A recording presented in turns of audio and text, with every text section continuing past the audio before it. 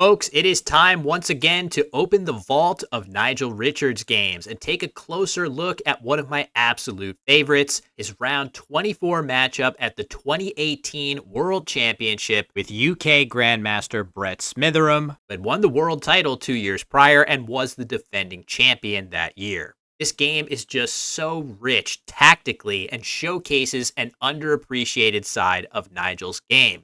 His ability to navigate unique and complex positions with remarkable accuracy. Nigel starts out strong with a blank S and Z and opens with Yes for 30, whereas Brett is saddled with an unplayable Q and plays the obscure Orf for 30, setting up the equally obscure E hook with one in reserve. Nigel's ready for it though, and he plays his top scoring and best bingo of Air 8s to jump into the lead. Brett gets a U from the bag just in time to pair with his Q and answers with the similarly high-scoring Aquai for 72 to the triple, and Nigel responds with his clear best option of Wiki for 34, clearing much of the clunk from his post-bingo draw. Brett opts for his top-scoring move again with Minx for 35, and here Nigel has what looks like an obvious play of Foam for 38. Instead, he plays this mysterious, unpronounceable word for 28 points, a 10-point sacrifice. The computer engine approves of this play, believing that it boosts both his floor and his upside for next turn. Holding AMO in reserve, he'll threaten a higher floor next turn with overlaps like Roma for 30. He'll also be able to better handle clunky draws like the V or Y with Vomica or Yomim for 40 through MI at the top of the board. And he'll also draw into a bingo almost 10% more often than he will with Foam. Really nice recognition by Nigel here. Brett is close to a bingo with all low pointers, but the duplicated R's and U's hold him back, and he fixes those problems with Gur for 12. Nigel draws JRR from the bag, and he can play something like Major for 35 here, or perhaps Romagis for 32 if he prefers not to open a triple lane. He eschews both of these standard-looking plays and goes way off the beaten path here, playing Simar for only 24. In classic Nigel fashion, he is setting up his J in a relatively lucrative way, but perhaps more importantly, this move is also a response to Brett's previous play of Gur, which suggests a strong 5-tile bingo leave in reserve, very likely containing an S. There's only one flexible S hook on this board. In Wikis, Simar effectively blocks it with the highly defensive C out in space. Once again, the computer engine gives this play a slight edge over the alternatives.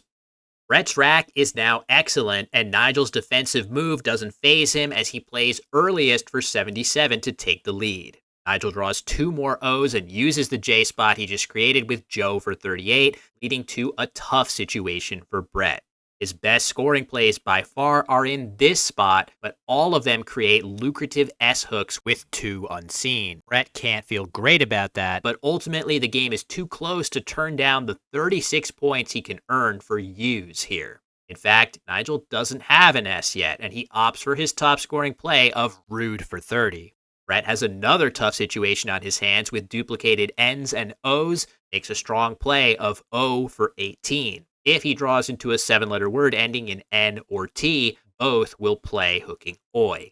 Nigel gets a timely draw of both remaining S's. If he had a reasonable way to score elsewhere, he might leave the J's hook open and try for something massive in that spot next turn. However, there is also the second blank lurking as a threat, so he wisely grabs 48 points with civs to retake a small lead. Now down by 30 on a board with scant scoring opportunity, Brett changes course to try and snag that second blank and plays Union for 13, burning through 5 tiles. Nigel's top scoring move now is Albumin for 38, but this opens a huge scoring spot back to Brett. Instead, he plays the much safer Balloon hooking Bunyan for 29. It's tougher than it looks to overlap along the top of this word or to score well through the L. Second blank now in hand, though, Brett needs to think about how to get a bingo down on this ugly board.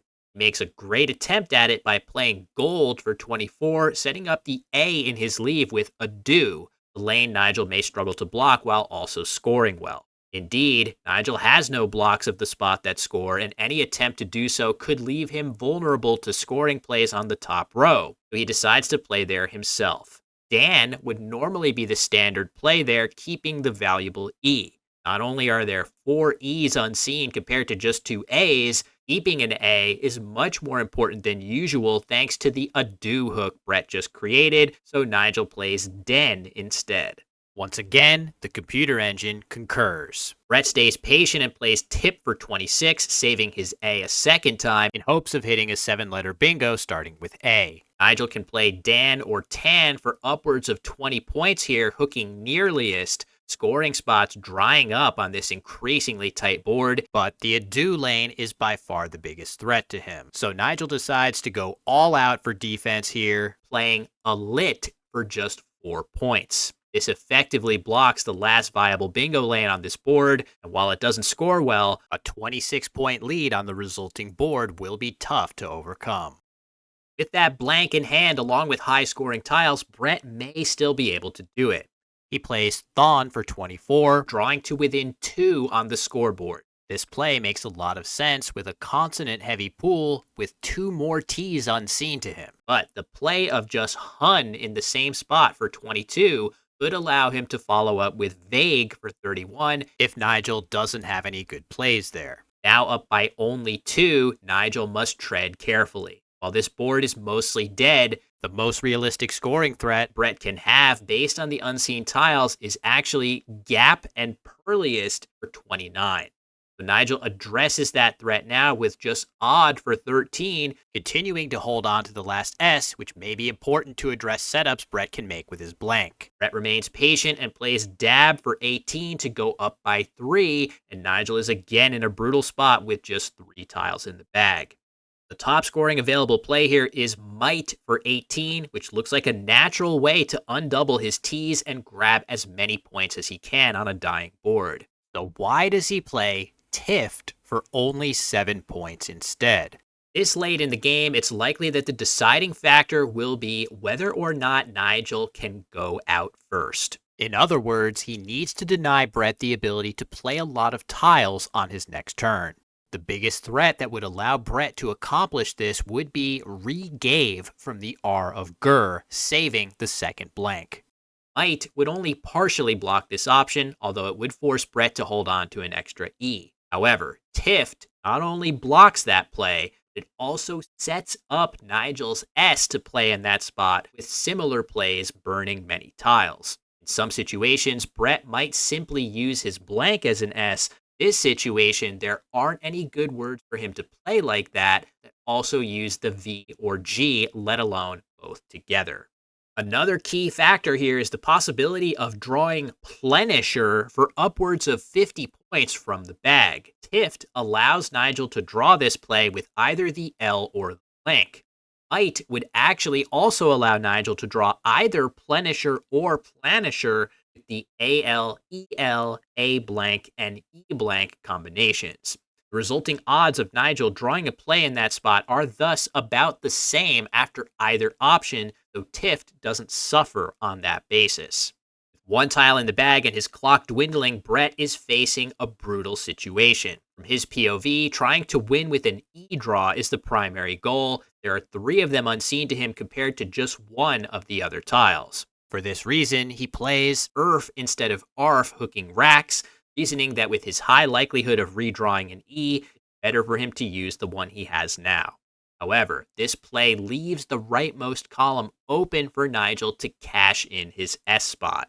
He's got 1 and only 1 winning move here, Re-Seen for 15 points. This doesn't appear to score very well, but what it does do is use up 5 tiles here, ensuring that with just PI remaining on his rack, he will have multiple places to go out next turn.